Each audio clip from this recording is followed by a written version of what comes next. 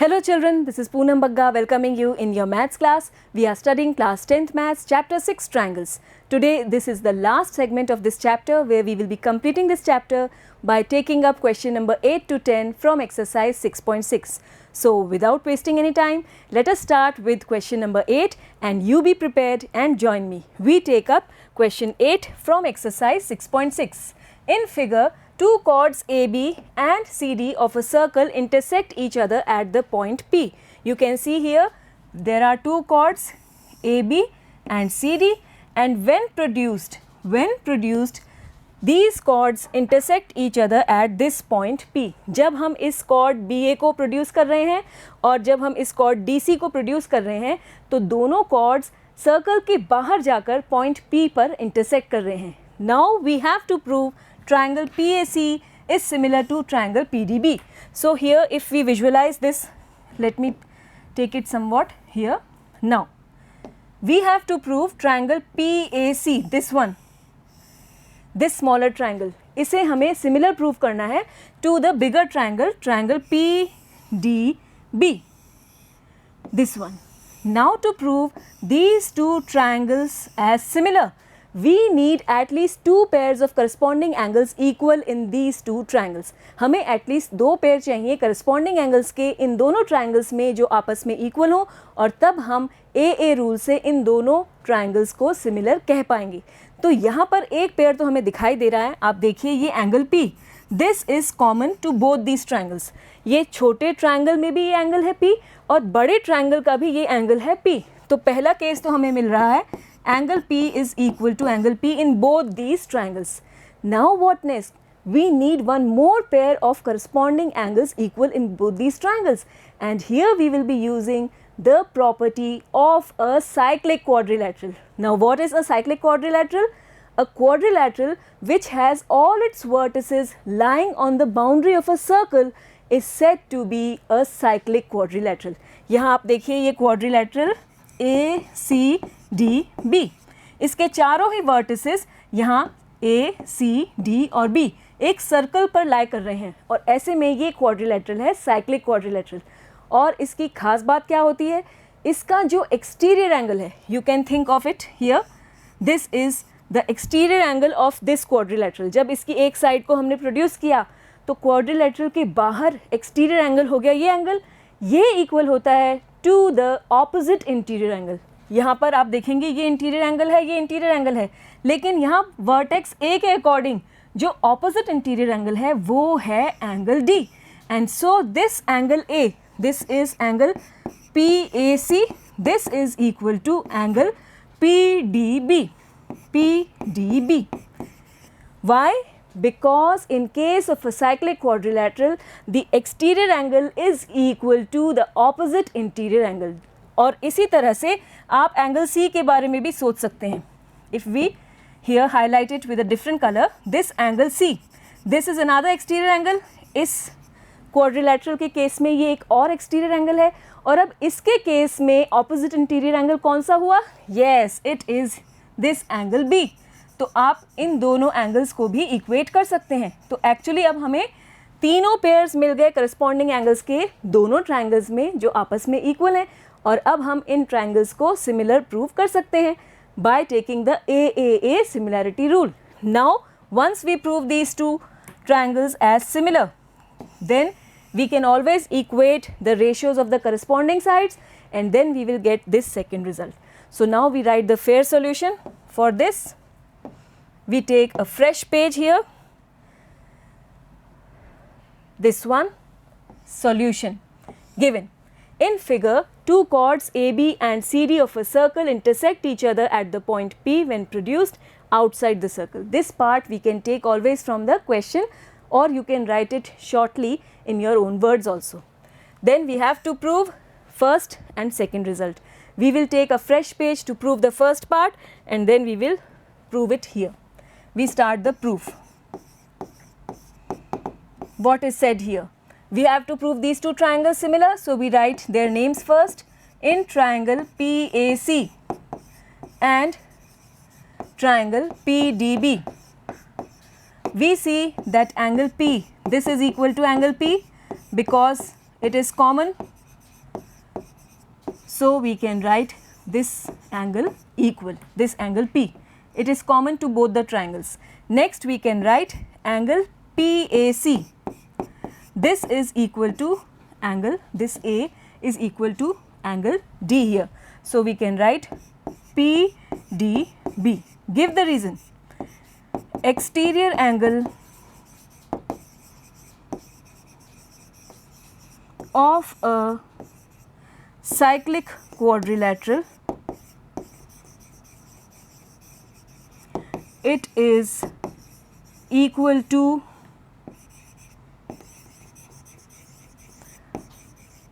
its opposite interior angle. Getting it?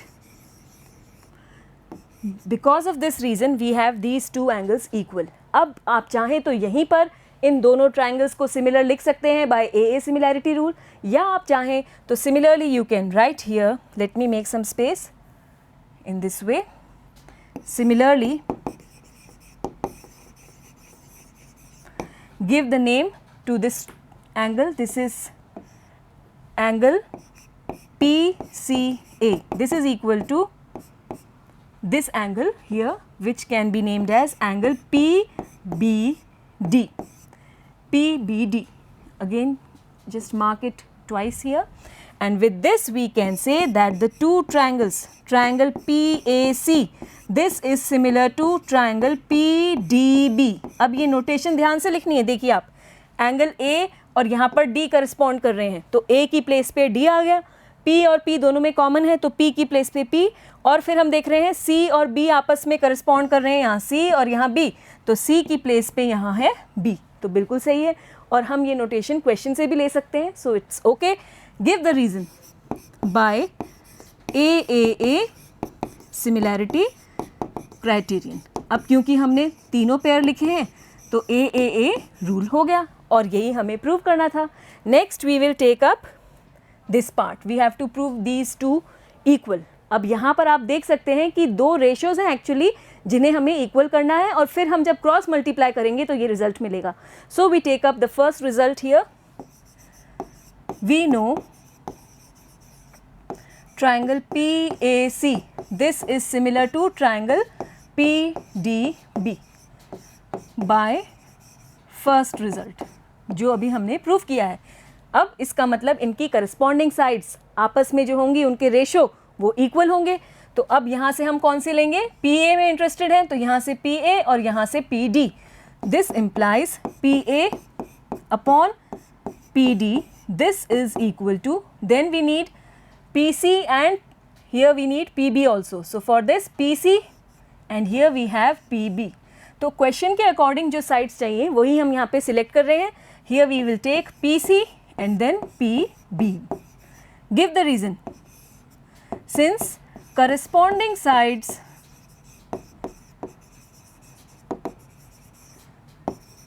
of similar triangles are in same ratio or are proportional also, we can write, both mean the same. So by this we can take these two ratios equal. Now just cross multiply. This will give you PA into PB. This dot represents multiplication here. This is equal to PC into PD. Now is this the same result? PA into PB is equal to PC into PD, and yes, we have proved it, hence proved. Getting it? Here I would like to mention one more property related to a cyclic quadrilateral, and it is that the sum of the opposite angles in case of a cyclic quadrilateral is 180 degree. The opposite angles of a cyclic quadrilateral are supplementary. यहाँ पर आप देखिए opposite angles, यहाँ ये A और ये D, इनका सम होता है 180 डिग्री. इसी तरह से ये एंगल B और ये एंगल C, इनका सम भी 180 डिग्री होता है.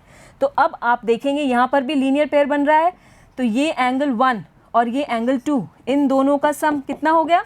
180 degree, because it is forming a linear pair. और ऐसे ही अगर हम इसे 3 नाम दें तो angle 2 plus angle 3, it is again 180 degree because the opposite angles of a cyclic quadrilateral are supplementary, उनका sum 180 डिग्री होता है। और अब हम जब इन दोनों सम को इक्वेट करें, angle 1 plus angle 2 equal to angle 2 plus angle 3, तो आप देखेंगे ये 2 से 2 कैंसिल हो गया और एंगल 1 आपको मिल जाएगा इक्वल टू एंगल 3। और यही तो है angle 1 which is angle PAC, और एंगल 3 जो इसका ऑपोजिट इंटीरियर एंगल है, वही तो हमने यहाँ पर इक्वल लिखे थे पिछले पार्ट में अभी हमने। तो समझ में आ रहा है ये रिलेशनशिप हमें कैसे मिल रही है, एंगल 1 और एंगल 3 की इक्वल। यहाँ पर हम साइक्लिक क्वाड्रिलेटरल की प्रॉपर्टीज़ यूज़ कर रहे हैं। This was just for your understanding, you need not show it here, so I will be erasing it. It was just for your understanding, it has no relevance here. We have given the reason fairly in the previous part. ये reason हमने दे दिया है और इसलिए इतना sufficient है इस question में लिखना। समझ में आपको सब आना चाहिए, पर लिखना कैसे है? This is the way. Now we take up the next question here. Question 9. In figure, D is a point on side BC of triangle ABC. देखिए आप, ये figure है आपका और D एक पॉइंट है साइड BC पर। Then we have been given BD upon CD equal to AB upon AC। देखिए आप, BD upon here we have CD, this BD upon this one is CD, this is equal to AB upon AC and we have to prove that AD is the bisector of angle BAC। हमें ये prove करना है कि ये जो AD है ये angle A को दो बराबर हिस्सों में बांट रहा है, it is bisecting angle A। या कह लीजिए हमें ये प्रूव करना है कि ये पार्ट और ये पार्ट इक्वल है। हमें प्रूव करना है angle 1 is equal to angle 2। This we have to prove, this is not given. Now this is just the converse of the first question that we did in this exercise. Just go through that question, it is just the converse of that one. यहाँ पर हमें ये ratio equal दिए गए हैं और हमें ये प्रूव करना है कि एंगल 1 और एंगल 2 इक्वल हैं। इसका मतलब AD is bisecting angle A. Here we will be proceeding by doing some construction. For this, here we will produce this side BA to some point say E in such a way that we get AE equal to AC. हमें AE इस तरह से बनाना है कि वो equal हो AC की। तो हमने BA को प्रोड्यूस किया एक पॉइंट E तक, जिससे हमें AE और यहाँ से AC दोनों इक्वल मिल जाए लेंथ में, और इसके बाद आप ज्वाइन कर लीजिए E को C से। इन this way, in this question we will be doing this construction. Now how this construction will help us, we will take it in detail on the next page. We write first whatever is given. In figure, D is a point on side BC of triangle ABC such that this ratio is equal to this one. These two ratios are equal and we have to prove that AD is the bisector of angle BAC. That is, we have to prove angle 1 is equal to angle 2. This angle 1 and this angle 2, we have to prove that actually angle 1 is equal to angle 2. तभी तो ये हम prove कर पाएंगे कि AD is bisector of angle BAC. तो अब हम यहाँ पर कंस्ट्रक्शन क्या कर रहे हैं? Produce BA to point E such that AE is equal to AC and then join EC. ठीक है? Now we start the proof. First of all, we start with the information given in the question. We have been given these two ratios are equal. Given BD upon CD, this is equal to AB upon AC. ये हमें दिया गया है। अब हमें पता है, यहाँ पर हमने जो कंस्ट्रक्शन किया है AC is equal to AE, तो इसी रिलेशनशिप में हम लिख सकते हैं BD upon CD equal to AB upon here we can write AE. Give the reason, since AC is equal to AE by construction. You can write the word completely, I have written it in short. By construction we can write BD upon CD equal to AB upon AE. ठीक है, अब इसको visualise करते हैं। चलिए visualize करते हैं with a different shade. This is BD upon CD, this ratio, and then we have AB, this is AB actually, and then AE, this is AE. तो हम क्या देख रहे हैं, वर्टेक्स B से स्टार्ट हो रहे हैं, BD upon DC is equal to BA upon AE. Or by converse of basic proportionality theorem, now we can say that this side AD, this is parallel to EC by the converse of basic proportionality theorem. वहाँ क्या कहा गया था? ये कहा गया था कि अगर इस तरह से दो रेशियोज आपस में इक्वल हो तो ये जो बीच की साइड है, जो दोनों तरफ की साइड्स को इक्वल रेशियो में डिवाइड कर रही है, ये जो बीच की साइड है AD, ये पैरेलल होगी थर्ड साइड EC के. So here now we will right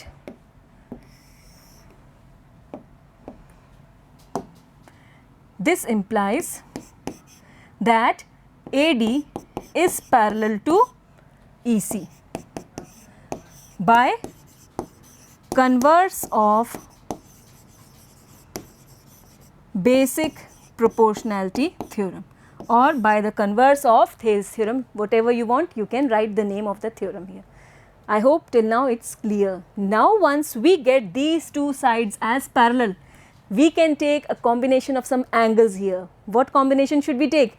First of all, take here this angle 2 equal to this angle. Let us number it as 3 and this one as 4. Now this angle 2 will be equal to angle 3 and angle 1 will be equal to angle 4. Just think of the reason till I write it fairly on the next page. Here we take them as angle 1, angle 2, angle 3 and angle 4. Now here we write, since now this is AD parallel to EC, we have angle 2 equal to angle 3, alternate angles. These are forming the alternate angles. You can see this side, this is parallel to this one, and then we have this as the transversal in between, and then we have this angle equal to this one. In the Z shape you can visualize. Then we have angle 1 equal to angle 4. These are the corresponding angles. Parallel lines के case में आप पढ़ चुके हैं कि corresponding angles कौन से होते हैं, ऑल्टरनेट एंगल्स कौन से होते हैं. So we are just combining them here. But here what can you say about angle 4 and angle 3? Are they equal? Yes, they are equal. We can write, but angle 3 is equal to angle 4. Why?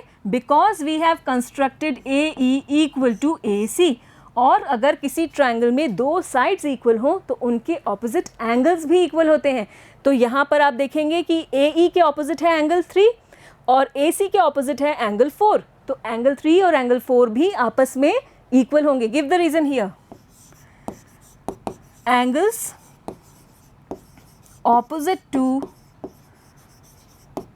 equal sides of a triangle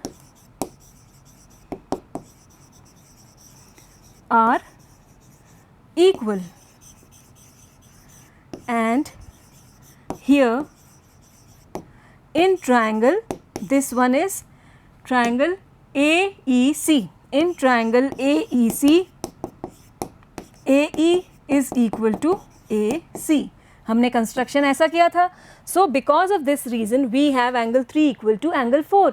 now this implies the above results. This one implies, here you can see angle 3 is equal to angle 4. So these two are equal. This means that angle 1 and angle 2, they too will be equal.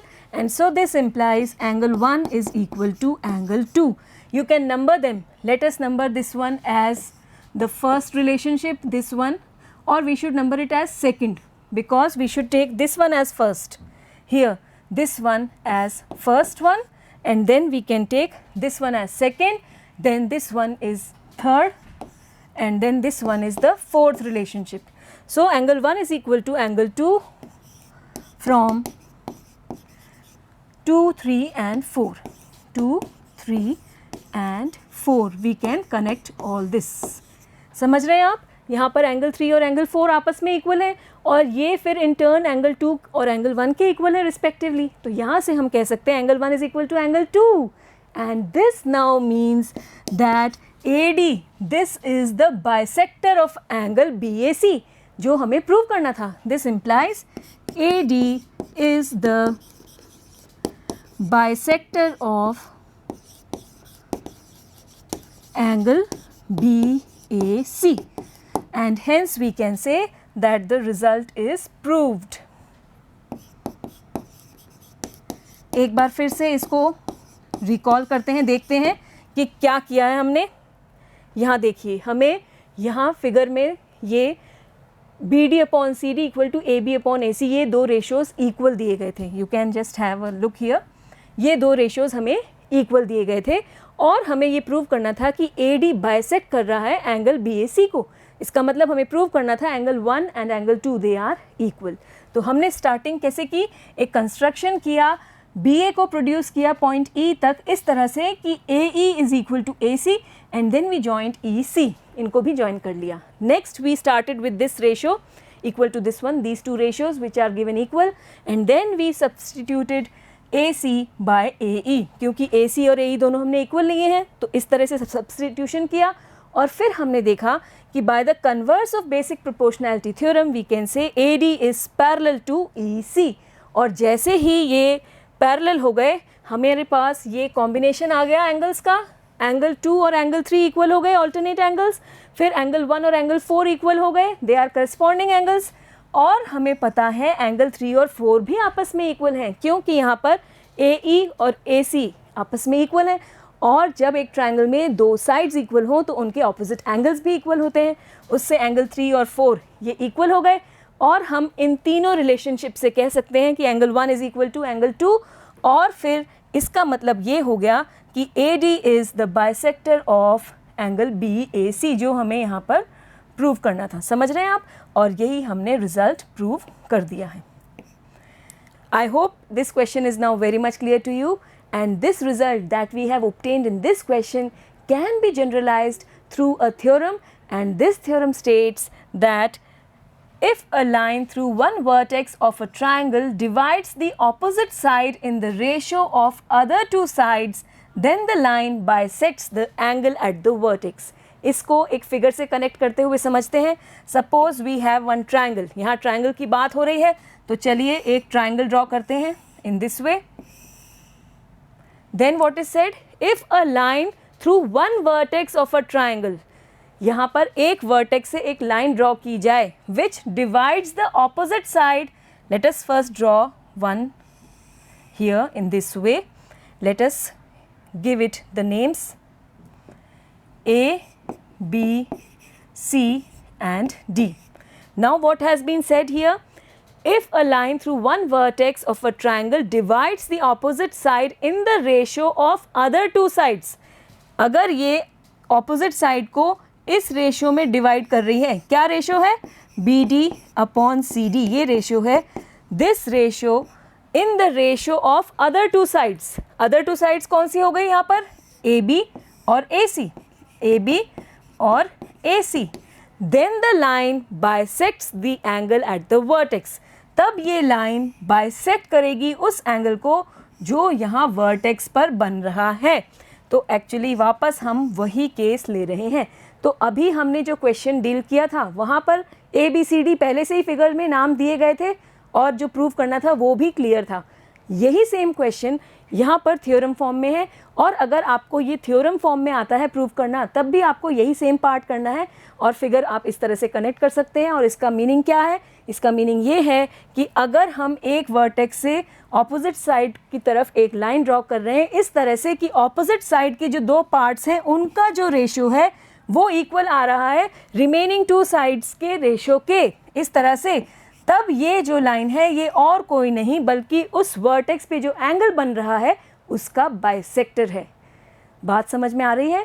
Now after this we can take up question number 10. Let us take it.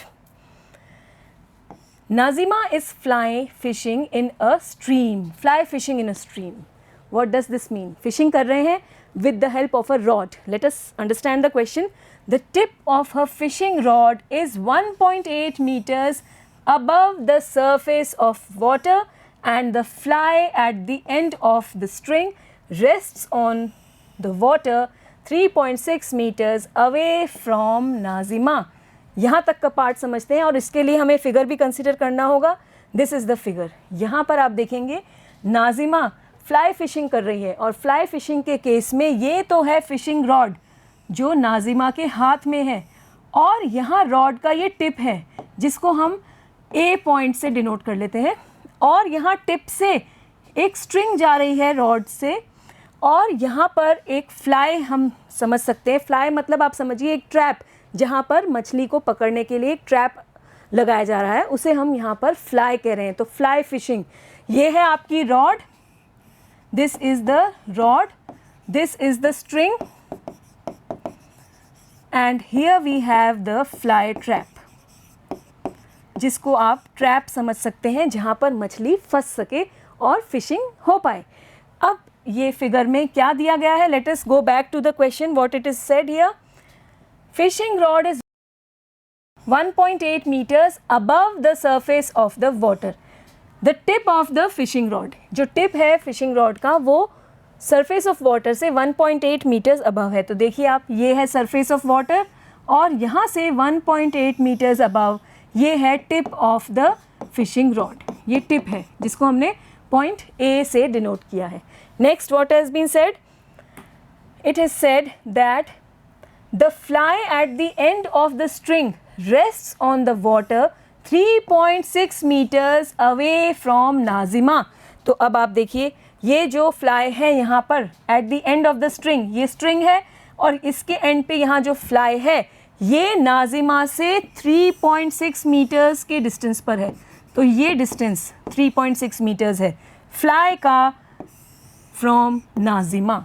ये जो fly है इसको आप denote कर सकते हैं with point सी से, इसको C मान लेते हैं और यहाँ पर हम इसको B मान लेते हैं। Getting it? So here we have this A as the tip of the rod. This is the height. AB is the height of the tip of the rod from the surface of water. Here we can see AC is the string which is out in this case, and then here we have this point C where we have the fly and it is at a distance of 3.6 meters from Nazima. यहाँ तक clear है। इसके बाद आगे question में क्या कहा गया देखते हैं। This string rest on the surface 3.6 meters away from Nazima and 2.4 meters from a point directly under the tip of the rod।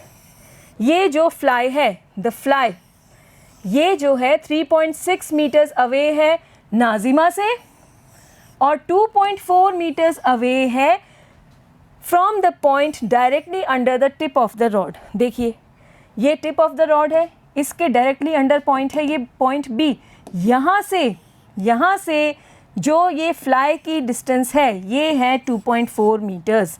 ये है point just below the tip of the rod और ये है वो पॉइंट जहाँ पर फ्लाई है और इनके बीच का डिस्टेंस 2.4 मीटर्स दिया हुआ है क्वेश्चन में।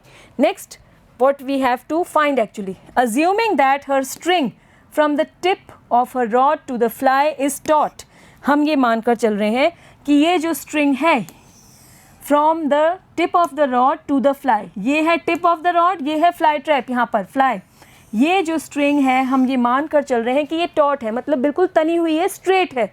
ऐसा assume करते हुए हमें यहाँ पर how much string does she have out, ये पूछा है कि कितनी स्ट्रिंग बाहर है पानी के।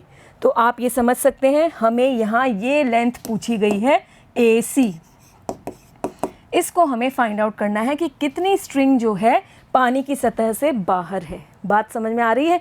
और आप यहाँ देख ही सकते हैं कि ये 90 डिग्री एंगल है, ये हाइट हमें पता है, ये लेंथ हमें पता है। तो अब इजीली हमें यहाँ पाइथागोरस थ्योरम अप्लाई करना चाहिए और ये AC की लेंथ फाइंड आउट करनी चाहिए। बात समझ में आ रही है? और क्या पूछा है क्वेश्चन में वो भी देख लेते हैं। आगे पूछा है if she pulls in the string at the rate of 5 centimetre पर second what will be the horizontal distance of the fly from her after 12 seconds. ये सेकेंड पार्ट हम बाद में कंसिडर करेंगे, पहले हम यही निकालते हैं how much string does she have out. पहले इस पार्ट को करते हैं।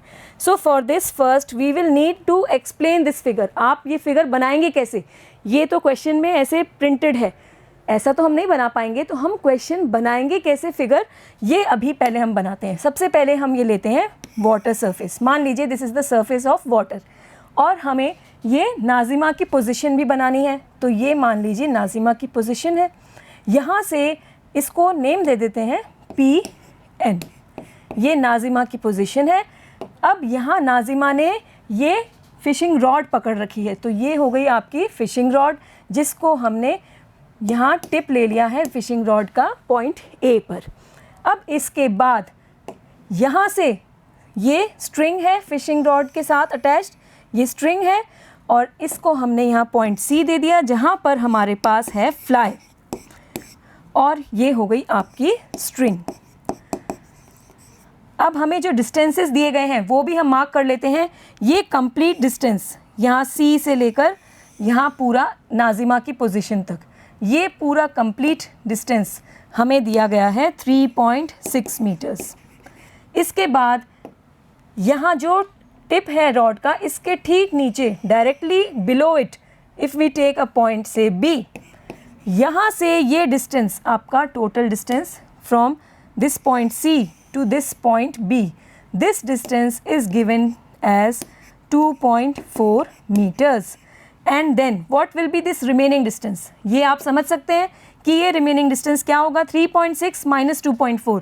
So here from here to this one we can take this distance as 3.6 minus 2.4, you will get it as 1.2 meters, और ये height आपको दी गई है 1.8 meters, which is the height of the tip of the rod above the water, above the surface of the water. Okay, so this is the figure. मुझे लगता है कि अब आपको ये फिगर अच्छे से समझ में आ गया है। और हमसे यहाँ पूछा क्या है, ये स्ट्रिंग जो है AC, जो यहाँ स्ट्रिंग बाहर निकली हुई है पानी की सतह से, इसकी लेंथ हमसे पूछी गई है। तो अब इस फिगर को पहले हम एक्सप्लेन करेंगे। How to write it, we will write in this way, let PN be the position of Nazima. हमने PN पोजिशन मान ली नाज़िमा की। Let AP denote the fishing rod, AP ये आपकी फिशिंग रॉड हो गई। Let AB be the height of the tip of the fishing rod from the surface of water, ये AB जो है ये हाइट हो गई टिप ऑफ फिशिंग रॉड की from the surface of water. And then BC is the horizontal distance of the fly from the tip of the fishing rod. BC क्या है, horizontal distance of fly. Fly कहाँ लिया हमने, point C पर, इसका horizontal distance है from the tip of the fishing rod. Tip कहाँ है fishing rod की, यहाँ पर, और ये है fly. तो horizontal distance मतलब horizontal axis के along, ये होता है horizontal और ये होता है vertical line. तो horizontal line के along जो distance है इस फ्लाई का from the tip of the rod, ये है डिस्टेंस BC, वही यहाँ पर मेंशन किया है हमने। And then CN is the horizontal distance of the fly from Nazima. CN क्या है, यहाँ फ्लाई का distance, horizontal distance from Nazima, ये पूरा आपका डिस्टेंस है CN। CN distance, horizontal distance of the fly from Nazima, ये पूरा। और फिर AC is now the length of the string out, ये AC है length of the string. Now we write all these according to the measurements. Then first we have AB, this is equal to 1.8 meters. This is given in the question, 1.8 meters.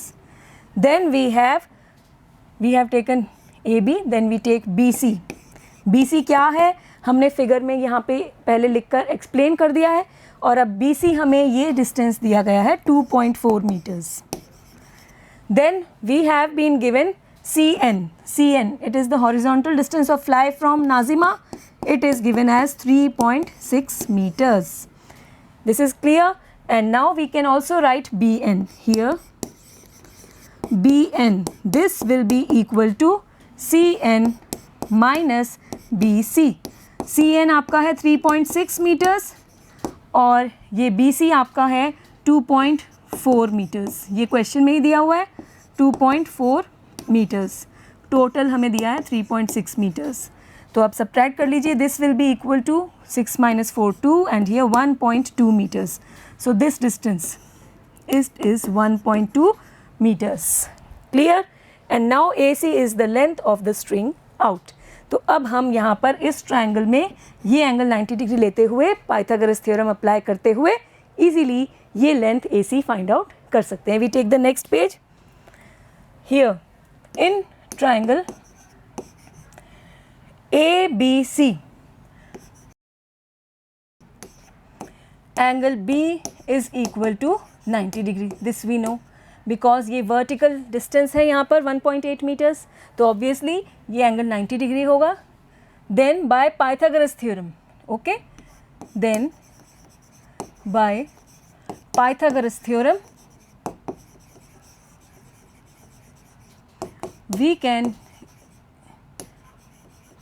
write here the square of the hypotenuse. This is 90 degree angle, and so the side opposite to this angle, it is AC. So AC square, this is equal to AB square plus here we have BC square.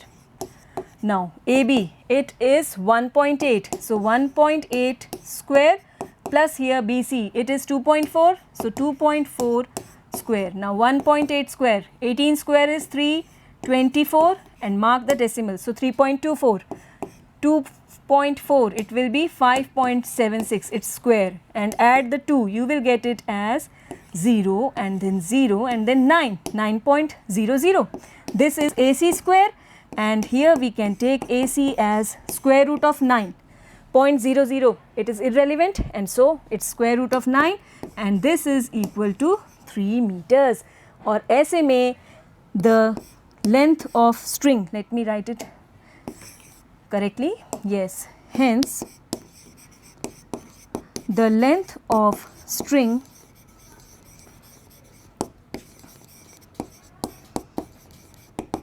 out is 3 meters. Clear है यहाँ तक? समझ में आ गया क्या किया हमने question में? I hope the figure is clear. और अब हमने सिंपली ये पाइथागोरस थ्योरम अप्लाई किया है मेजरमेंट्स यूज़ करते हुए, और हमें ये लेंथ मिल गई 3 मीटर्स, जो है स्ट्रिंग की लेंथ. अब हम चलते हैं उस पार्ट पर जो क्वेश्चन में हमसे पूछा गया है. Here we have been asked the second part. If she pulls in the string at the rate of 5 centimetre पर सेकेंड.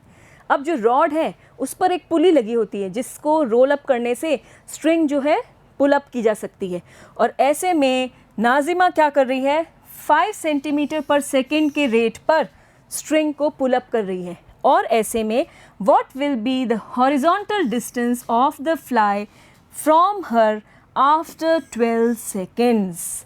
इसको फिर से फिगर की मदद से समझते हैं. We take the page here.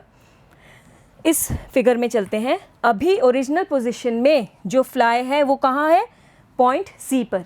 अब जैसे ही नाजिमा रोल अप करेगी और पुल अप करेगी स्ट्रिंग को, तो ऐसे में स्ट्रिंग की जो पोजीशन है वो कुछ इस तरह से हो जाएगी.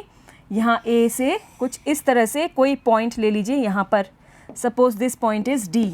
यहाँ पहुँच जाएगी स्ट्रिंग, और फ्लाई भी आपका यहाँ इस पॉइंट डी पर आ जाएगा. यहाँ पर बात समझ में आ रही है? जैसे पुल अप कर रहे हैं स्ट्रिंग को, तो उसकी लेंथ यहाँ बाहर जो निकल रही है अब ये कम हो जाएगी, और वो इस तरह से पास आ जाएगी नाजिमा के. और ऐसे में वो जो फ्लाई है वो पॉइंट सी पर ना होकर के अब पॉइंट डी पर हो गया है.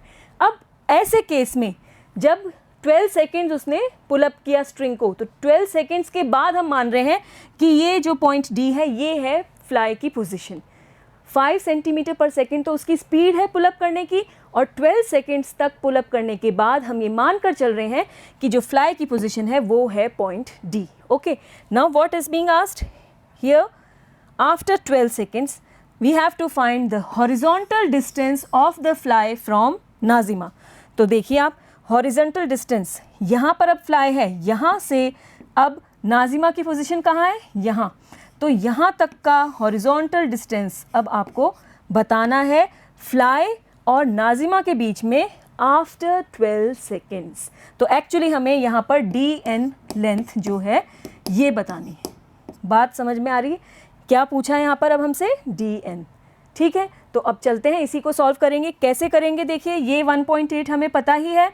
अब हमें ये नई लेंथ भी पता करनी होगी. हमें ये पता है कि 5 सेंटीमीटर पर सेकेंड के रेट पर 12 सेकेंड्स में कितनी रोल अप होगी या पुल अप होगी स्ट्रिंग, उसको हम लिखेंगे पहले. We take here next page. Now Nazima pulls the string at the rate of 5 centimeter per second. Length of string pulled in 12 seconds. ये क्या हो जाएगी? Equal to 5 into 12. एक सेकेंड में 5 सेंटीमीटर पुल अप हो रहा है स्ट्रिंग, तो ऐसे में 12 सेकेंड्स में कितना होगा? Multiply them. This will be equal to 60 centimetre. देखिए सेंटीमीटर में बात हो रही है, लेकिन अब हमारे पास बाकी मेजरमेंट्स तो मीटर में है, तो इसको भी मीटर में कन्वर्ट करेंगे. This will be equal to 0.6 metres. ठीक है. Let the fly be at D after 12 seconds. हम मान रहे हैं कि ये डी है पोजिशन फ्लाई की after 12 seconds. And let A D be the length of the string out after 12 seconds. 12 seconds में पुल अप करने के बाद अब स्ट्रिंग कौन सी हो गई? A D. Then A D, this will be equal to what? देखिए पहले स्ट्रिंग कितनी थी बाहर?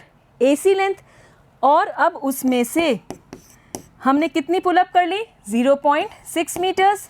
ये पुलअप कर ली, तो अब जो लेंथ हो गई AD वो कितनी हो जाएगी? AC हमने निकाली थी 3 metres and this is minus 0.6 metres. जब आप 3 में से 0.6 सब्ट्रैक्ट करेंगे you will get it as 2.4 meters.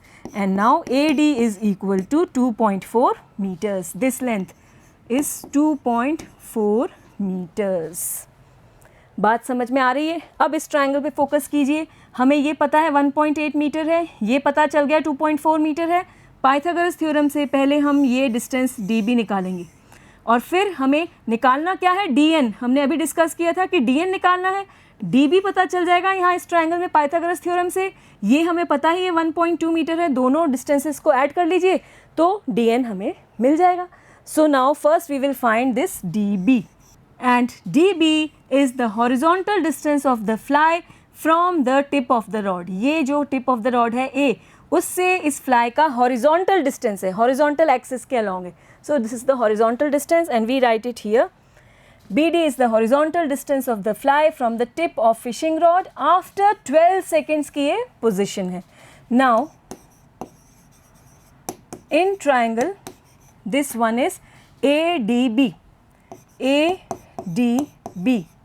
Angle B is equal to 90 degree. This implies that AD square, this is equal to AB square plus BD square. ठीक है. हमारा purpose क्या है अभी? ये BD निकालना. AD हमने निकाल लिया है 2.4 मीटर्स. अभी हमने कैलकुलेट किया है, तो AD की जगह हम लिख रहे हैं 2.4 and then square it. This is equal to AB. It is 1.8 meters and then square it plus BD square. This is equal to 5.76 minus, take it to the left side, it will be 3.24 equal to BD square. Now BD square, this will be equal to, subtract here 6 minus 4 it's 2, then 7 minus 2 it's 5, and here you will have 2.52. With this we have BD equal to square root of 2.52. You can find the square root by division method. You will get it nearly 1.587 meters, and this can be written as 1.59 meters approximately. Okay, approximately. Now what we have to find? This is 1.59 meters. And this is 1.2. So here now we have to find the horizontal distance of fly from Nazima after 12 seconds. We can find it here. Let me make some space. Now horizontal distance of fly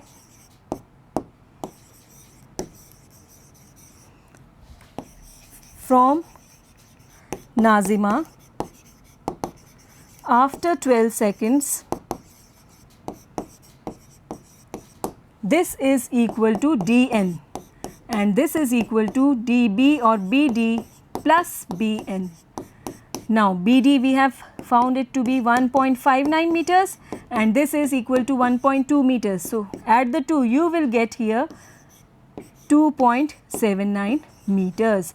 and this is the required answer. यही हमसे पूछा था. Horizontal distance of fly from Nazima after 12 seconds, and it is the answer 2.79 meters. This is your answer.